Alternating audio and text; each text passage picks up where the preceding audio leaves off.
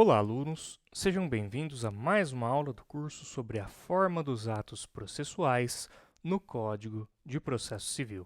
Na aula de hoje, nós estudaremos o artigo 189, incisos 3º e 4º do referido Código. Como de costume, nós iniciamos a aula lendo o dispositivo legal, que estabelece que os atos processuais são públicos. Todavia, tramitam em segredo de justiça os processos. Inciso 3º, em que constem dados protegidos pelo direito constitucional à intimidade. Então, inciso 3º, tramitam em segredo de justiça os processos em que constem dados protegidos pelo direito constitucional à intimidade. Já o inciso 4º, estabelece que tramitam em segredo de justiça os processos que versem sobre arbitragem, inclusive sobre cumprimento de carta arbitral, desde que a confidencialidade estipulada na arbitragem seja comprovada perante o juízo. Então, tramitam também aqui em segredo de justiça os processos que versem sobre arbitragem, inclusive sobre cumprimento de carta arbitral, desde que a confidencialidade estipulada na arbitragem seja comprovada perante o juízo. Vamos começar aqui pelo inciso 3º, que estabelece o segredo de justiça nos processos em que constem dados protegidos pelo direito constitucional à intimidade. Vejam que a proteção da intimidade é justamente uma das hipóteses constitucionais de exceção à publicidade. Nós vimos isso na aula passada, quando estudamos os dispositivos constitucionais que versam sobre o segredo de justiça e a publicidade. Então, justamente uma das hipóteses constitucionais que admitem o segredo de justiça é a proteção da intimidade, e é o que está previsto aqui neste inciso 3º. Um exemplo de processo em que pode ser decretado ali o segredo de justiça para a proteção da intimidade da pessoa é uma ação em que se busca a indenização por dano moral em razão de contaminação por DST. Então, para proteger a intimidade da pessoa, é possível ali que o magistrado, de forma fundamentada, decrete o segredo de justiça.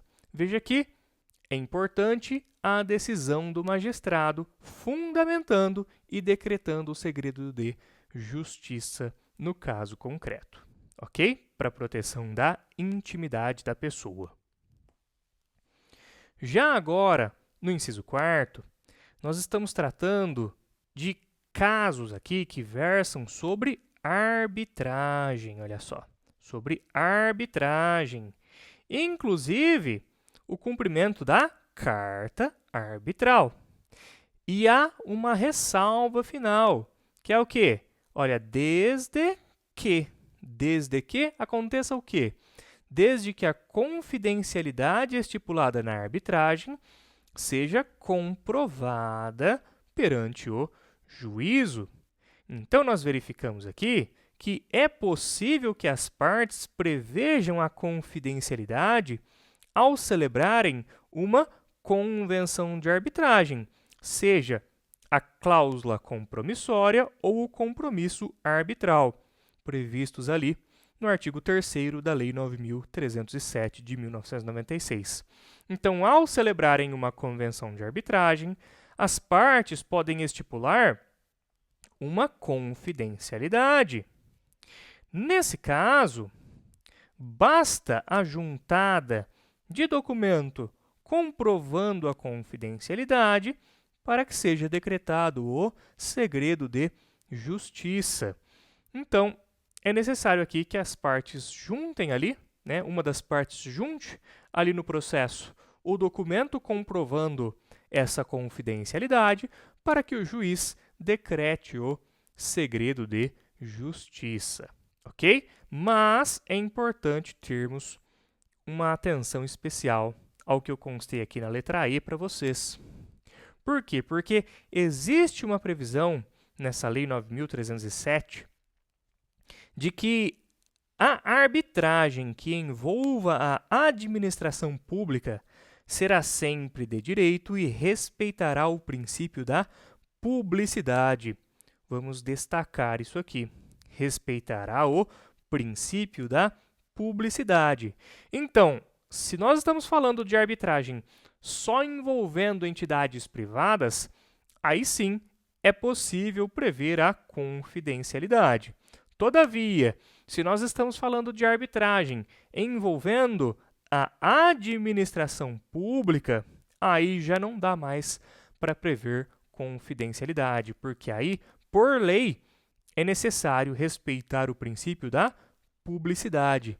Inclusive, o princípio da publicidade, que é um dos princípios que regem a administração pública. Até para que seja possível fiscalizar o gestor público, fiscalizar os negócios públicos, é necessário que seja respeitada a publicidade. E aí, nesse caso, não é possível a previsão de confidencialidade e, consequentemente, não será possível o segredo de justiça. Tá ok? Espero que tenha ficado claro aqui para vocês. Agora, para encerrar a aula, eu vou avançar com duas perguntas. A primeira pergunta é a seguinte: é possível que o legislador crie hipóteses legais de segredo de justiça fora do Código de Processo Civil? Porque nós estamos estudando aqui as hipóteses do CPC. Mas será que é possível que fora do Código de Processo Civil também haja alguma hipótese legal de segredo de justiça? A resposta é positiva, sim. Inclusive, trouxe um exemplo para vocês, o artigo 206 da Lei 9.279 de 1996, que estabelece que, na hipótese de serem reveladas em juízo para a defesa dos interesses de qualquer das partes informações que se caracterizem como confidenciais, sejam segredo de indústria ou de comércio, deverá o juiz determinar que o processo prossiga em segredo de justiça, vedado o uso de tais informações também a outra parte para outras finalidades. Então, olha só, nós temos uma situação em que o juiz, naturalmente, de forma fundamentada, decreta o segredo de justiça. Quando? Quando são revelados ali no processo, para defesa de interesse, informações que são confidenciais. Sejam o quê? Segredo de indústria ou segredo de comércio. Nós não podemos admitir que o segredo de indústria, que o segredo de comércio seja revelado para o público em geral, porque isso aqui afetaria negativamente os negócios daquela empresa e também afetaria o interesse que uma empresa teria de investir em pesquisa, etc.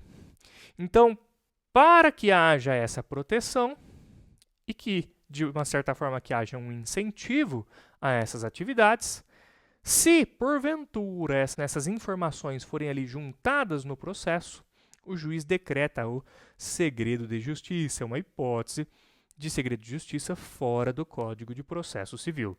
Agora, para encerrar, pergunta 2. O rol do artigo 189 do Código de Processo Civil é taxativo ou exemplificativo? Será que o rol que nós estudamos no Código de Processo Civil, ele só exemplifica situações e permite ao juiz decretar sigilo em outras hipóteses ali não previstas? Ou será que ele é taxativo, é só aquilo ali e acabou? Quando estudamos especificamente o inciso 2º, eu mencionei para vocês que, quanto ao inciso 2º, eu entendo que ele deve ser interpretado de forma exemplificativa, é natural. Dei um exemplo que me parece muito claro para vocês. Lá menciona-se guarda, mas não se menciona tutela. Ora, como é que eu vou falar que só para guarda vai ter segredo de justiça, para tutela não? não faria sentido. Então, com base nisso, eu fundamentei que entendo que, no tocante ao inciso 2º, pelo menos, nós devemos interpretá-lo de forma exemplificativa, permitindo-se ali uma interpretação extensiva. Agora, em relação ao rol total, a todos os incisos do artigo 189, o que nós podemos dizer a respeito? Bom, eu vou responder para vocês, mas eu vou fazer uma ressalva aqui, tá? Não, né, ao menos até o preparo dessa aula, eu não tenho conhecimento, fiz pesquisa, mas não tenho conhecimento de um acórdão proferido pelo Superior Tribunal de Justiça que verse sobre esse tema na vigência do Código de Processo Civil de 2015, tá bom? Não tenho conhecimento, não localizei qualquer tipo de decisão do Superior Tribunal de Justiça na vigência do novo Código de Processo Civil. Não localizei. Mas nós temos um julgado muito importante na vigência do Código Antigo, que, a meu ver, né, ele pode até ser utilizado, pegando-se ali as premissas nele previstas, para se argumentar e se defender, até mesmo aqui uma hipótese de rol exemplificativo no artigo 189 do Código de Processo Civil. Vamos ler, então, o que era o entendimento do STJ na vigência do Código Antigo? Na vigência do Código Antigo, foi o seguinte que foi decidido aqui pelo STJ. Ação de cobrança de honorários advocatícios, juntada de contrato de cessão de créditos bancários com cláusula de confidencialidade, pedido de decretação de segredo de justiça, princípio da publicidade dos atos processuais, restrição, possibilidade, ausência de relevante interesse público. Então, na época aqui, né, o artigo 155 era do Código Antigo. Em sintonia com a Constituição Federal, ele impunha como regra a publicidade dos atos processuais, admitindo, no entanto, hipóteses em que o feito se processará mediante segredo de justiça. Essas hipóteses constituem rol exemplificativo. Vamos destacar aqui o entendimento sob a vigência do Código Antigo é que se tratava de um rol exemplificativo, não exaustivo, sendo autorizado o segredo de justiça em outras situações também merecedoras de tutela jurisdicional, por envolverem a preservação de outras garantias, valores e interesses fundamentais, como o direito à intimidade da parte, ao sigilo de dados, o resguardo de informações necessário ao exercício profissional ou para atender a interesse público relacionado à segurança da sociedade e do Estado. Na espécie, os motivos apresentados pelos recorrentes referem-se à necessidade inerente ao exercício profissional, atividade bancária, e justificam o pretendido processamento do feito sob segredo de justiça, pois aquela atividade é normalmente exercida sob sigilo bancário, amparado em leis complementares, nos termos do artigo 192 da Constituição Federal. A pretensão de juntada aos autos da ação de cobrança de honorários, do contrato de cessão de créditos firmado entre a instituição bancária e a sociedade empresária securitizadora, dotado de cláusula de confidencialidade, enseja a decretação do segredo de justiça, por tratar de informações e dados de natureza privada, prevalente, afetando a intimidade e a segurança negocial das pessoas envolvidas nos créditos cedidos, além de técnicas de expertise e know-how desenvolvidas pelas partes contratantes, afetando suas condições de competitividade no mercado financeiro, não constituindo mero inconveniente a ser suportado pelos litigantes e terceiros. O caso, portanto, também configura proteção de segredo comercial, a exemplo do que preconiza a regra do artigo 206 da Lei 9.200 e 79 de 1996. Esse artigo aqui, nós já estudamos ele nessa aula mesmo, né? Eu mostrei para vocês esse artigo que trata de proteção à competitividade. E nós vimos aqui um exemplo em que o STJ, sob a vigência do Código Antigo, inclusive vejam a data do julgado, sob a vigência do Código Antigo, ele entendeu que no Código Antigo o rol era exemplificativo, porque é possível que haja outros valores constitucionais em jogo que justifiquem o segredo de justiça e retirem qualquer tipo de interesse público na divulgação do processo. Então, não encontrei hoje um julgado na vigência do Código Novo, mas eu trouxe para vocês um julgado na vigência do Código Antigo, em que me parece que essas premissas usadas pelo STJ, elas continuam válidas. Então é possível que haja outros interesses constitucionais em jogo que justifiquem o sigilo, a meu ver. Mas é claro, né, para termos segurança no posicionamento do STJ, só naturalmente um julgado novo sob a vigência do Código de Processo Civil atualmente vigente.